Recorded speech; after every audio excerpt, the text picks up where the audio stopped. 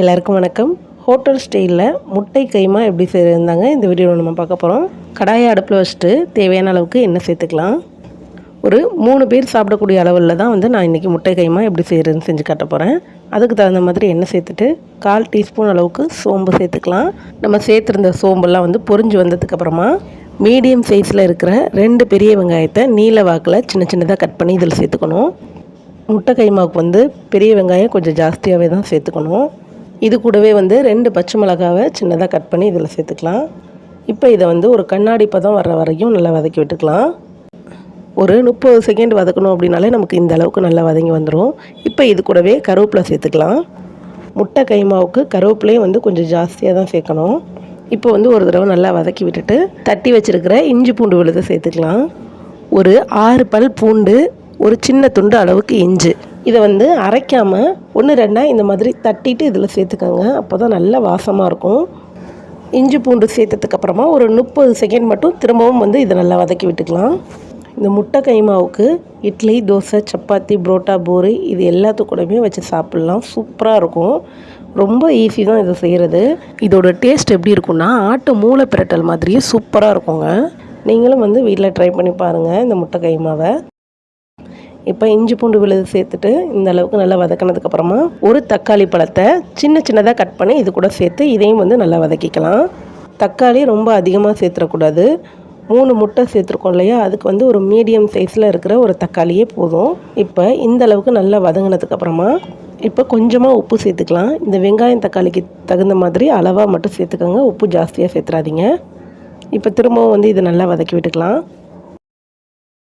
இந்த அளவுக்கு வதங்கினதுக்கப்புறமா 1 டீஸ்பூன் அளவுக்கு மிளகாய்த்தூள், 1/4 டீஸ்பூன் மஞ்சள் தூள், 1/2 டீஸ்பூன் கறி மசாலா பவுடர், இப்போ இதெல்லாம் சேர்த்துட்டு மிதமான தீயில் இதை நல்லா வதக்கி விட்டுக்கலாம்.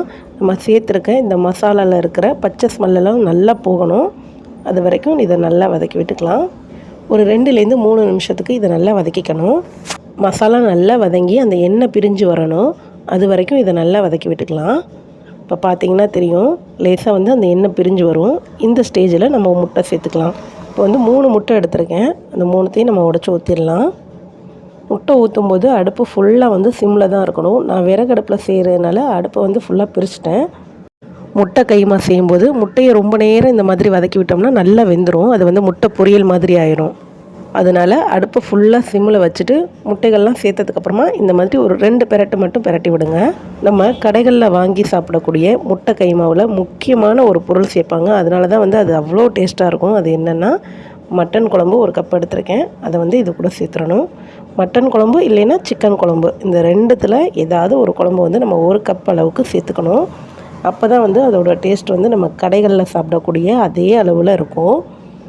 குழம்பு சேர்த்ததுக்கப்புறமா லேசாக இந்த மாதிரி 2 திருப்பி விட்டுக்கலாம். குழம்பு சூடாக இருக்கணும். ஆறி இருந்ததுன்னா சூடுபடுத்திட்டு இதில் சேர்த்துக்கோங்க. ஆறின குழம்பு சேர்க்கும்போது அந்த குழம்பும் நமக்கு கொதிச்சு வரணும். அது கூட சேர்ந்து முட்டையும் நமக்கு நல்லா வெந்து முட்டை பொரியல் மாதிரி தான் ஆயிரும். அதனால் சூடுபடுத்திட்டு குழம்பு சேர்த்துக்கோங்க. கண்டிப்பாக முட்டை கைமாவுக்கு சிக்கன் குழம்பு இல்லாட்டினா மட்டன் குழம்பு 2த்தில் ஏதாவது ஒன்று நம்ம சேர்த்துக்கணும். அப்போ தான் நம்ம கடைகளில் சாப்பிடக்கூடிய முட்டை கைமா டேஸ்ட்டு அப்படியே இருக்கும். குழம்பு மீதப்படுற நேரத்தில் இந்த மாதிரி ட்ரை பண்ணி பாருங்கள். ரொம்பவே சூப்பராக இருக்குங்க. இப்போ கொஞ்சமாக கருவேப்பிலை சேர்த்துக்கலாம். நம்ம கொத்தமல்லி தலைகள் இருந்துச்சுன்னா கொத்தமல்லி தலைகள் கூட தூவிட்டு லேசாக இந்த மாதிரி 2 பெரட்டு மட்டும் பெரட்டிட்டு இறக்கிடலாம். அவ்வளோதாங்க. கடைகளில் கிடைக்கக்கூடிய முட்டை கைமா நம்ம வீட்டிலேயே எப்படி சுலபமாக செய்கிறது அப்படின்ட்டு இந்த வீடியோ நம்ம பார்த்தாச்சு. உங்களுக்கு இந்த வீடியோ பிடிச்சிருந்துச்சு அப்படின்னா லைக் பண்ணி உங்களோட ஃப்ரெண்ட்ஸ்க்கும் ஷேர் பண்ணி விடுங்க. இது வரைக்கும் நம்ம சேனலை சப்ஸ்கிரைப் பண்ணாமல் இருந்தீங்கன்னா மறக்காமல் சப்ஸ்கிரைப் பண்ணிக்கோங்க. நன்றி, வணக்கம்.